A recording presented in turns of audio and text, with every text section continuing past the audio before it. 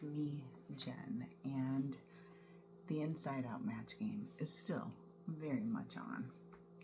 This video is about something that happened to me in 2008 or so. I had this idea about standards for myself. And I know people talk about that now, like my bare minimum. What would I do at my bare minimum? Whether they're talking about getting ready for the day or what's the bare minimum in my bank account, they're talking about that. I was talking about who I wanted to be, not what I wanted to do, who I wanted to be, which meant, is that a kind and compassionate person? Is that a peaceful, flowing person? Is that a person with ambition and drive? And only you can decide that. I started doing this, and it was an act of love. It was an act of love because I needed to look in the mirror and love the reflection looking back at me genuinely. Not because I was supposed to, not because a guru told me to, not because I read a book, but because I was desperate. And I needed that. So if you're in that space today and you're thinking to yourself, Jen, standards, that sounds like things I have to do to follow along with whatever, and it sounds like it's going to be difficult. I want to reassure you of this. It is more like telling yourself, number one, that you're worthy of loving. And because you're worthy of loving, you have certain attributes that maybe you haven't seen for a while. Maybe they've been covered up by some other stuff of life, but they still exist. They're still very much a part of you.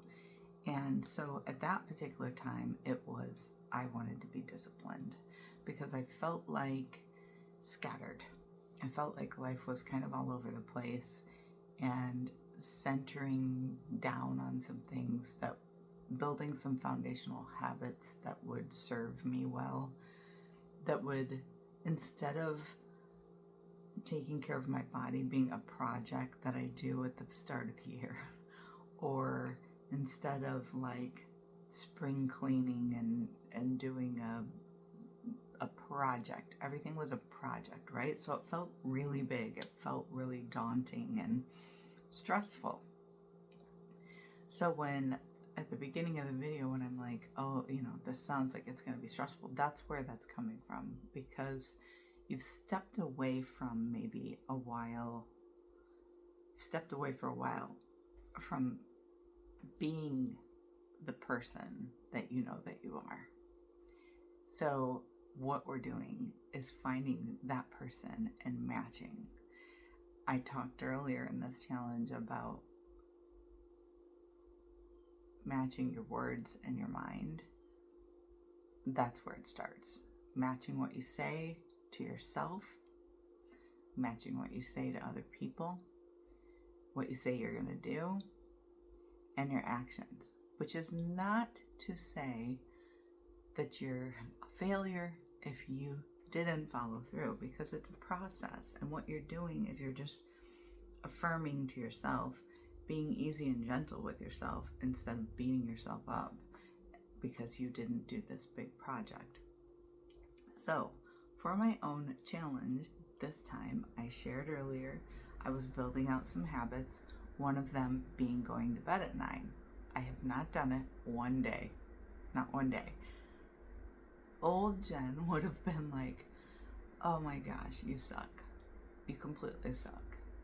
I'm aware of it, and the rhythm will be found. That does not mean I'm a failure. It means I haven't found my rhythm. I'm on it. I went to bed a lot earlier. I've taken it a lot slower. That part of my challenge I've done and I have absolutely adored. And so some habits stick and some don't. And maybe it's because they're for you. Maybe it's a habit that you're not quite ready for yet. It's okay. Just keep going and bring it into your awareness. That's what our journals are for, to keep us centered on what's important to us, what's most important to us before the world takes over and starts speaking all of its stuff to you. Another thing that was on my list was 80% vegan, and I literally have I've had a lot of improvement, and I've had 3 days where that has been the case. It does feel good to my body. Moving 30 minutes a day. Now, this is so funny because this has been a thing in my life forever. And it's been many, many years where that hasn't been my standard. I think since probably 2011, I have moved 30 minutes a day without fail. I pretty much have since then. So this has been different because this week I did not do that. I have moved in different ways without going to the gym. I've walked. I've taken it pretty easy. I've done cleaning and that sort of thing. So that was also on my list. My affirmations and my mirror work, I've picked that back up, and it has felt easy, and I've been my own best friend this month. So if you're joining me on the Inside Out Match Game, please comment down below. Again, it's funny to have metrics around this, things that are internal rather than just measurable, like weight and money and those metric type of things that are easily measured. It's harder to measure your mental health or your emotional health or your physical energy. Those are a little bit more difficult to measure, but following habits are easy to measure, and you can see whether the behaviors and things that you think will align with who you're trying to be, or I shouldn't even say who you're trying to be, who you really are, because that is ultimately the battle that you feel on the inside. It's because you know who you are. You know and understand that you can feel better in the life that you're living. And that's usually a call to refine something in your life, that something's out of balance. And I love this approach to sort of looking at your life as, this is out of balance, and I would like to even the scale a little. I would like to just, work on that. And without it, I've really focused this month without that being hard. And I'm going to talk really quickly because I have to head out to work, but I knew this. I've known this for a very long time, but this morning in my journaling, it really, really jumped out at me. And I don't know if this is American. I don't know if this is where this exactly comes from, and it doesn't really matter. But there's a payoff for things being hard. And I noticed when I came home from work and I was talking to my husband about oh, this was so hard and that was so hard. The reason that I say that is because this is how in our culture we are validated and seen. So that is the payoff when things are hard. And so when you're out there putting on all this effort and you're like, oh, this is so hard, and that feels very miserable, the reason you still do it is because the payoff is you are seen and validated because you worked so hard. And there was something about that I was like, that is expired. Now, the things that are most important to me, I can give ease and attention to. I can spend an hour doing something that feels aligned with my soul or moving my body with ease, and it still count. I hope that you heard that. I hope that that resonated with you on some level, and you hear that when you are rewarded from wherever that reward comes from, could come from yourself, from school, wherever, for how hard you worked, there's a part of you that gets addicted to working hard, because that is when someone saw you and said, oh, you did that and that was so hard. And I'm going to be very gentle when I say this, because I understand this so much. Especially if you are in a season of difficulty. Let's say it could be marital difficulty, it could be, some event happened that caused you to hit the pause button on a lot of things, and it has really got you in this place that feels heavy. And it's hard, right? It's really hard. I want you to be really careful of this, and I mean this from the bottom of my heart, because I've been there and I know this. This is one thing that it has taken me a long time to understand, so when I share this, I share it with so much love. When you see someone in a hard place, you rally around that person and you're like, oh man, I can't believe you're going through that. Oh, that's so hard. Oh.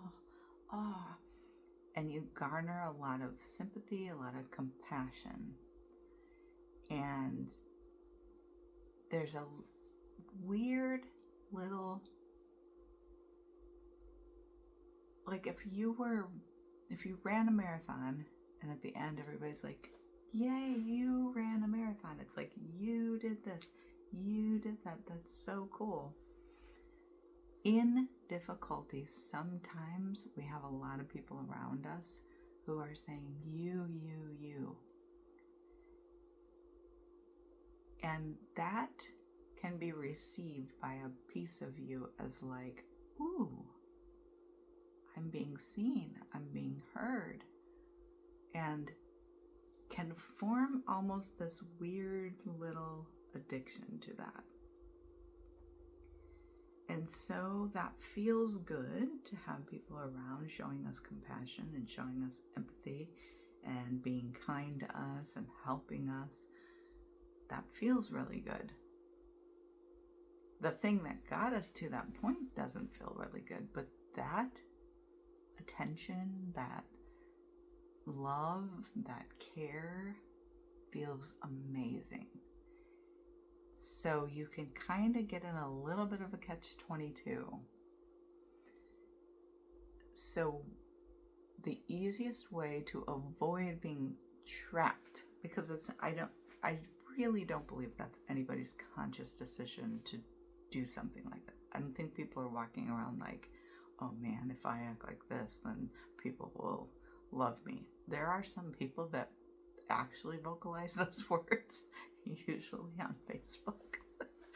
But they're few and far between. I think most people wouldn't even see that or feel that or conceive of that as being a possibility. And it took me a very long time, just because I was continuously sort of going, I feel like I make things a lot harder than they need to be. It's because you're celebrated when it's hard. You're celebrated.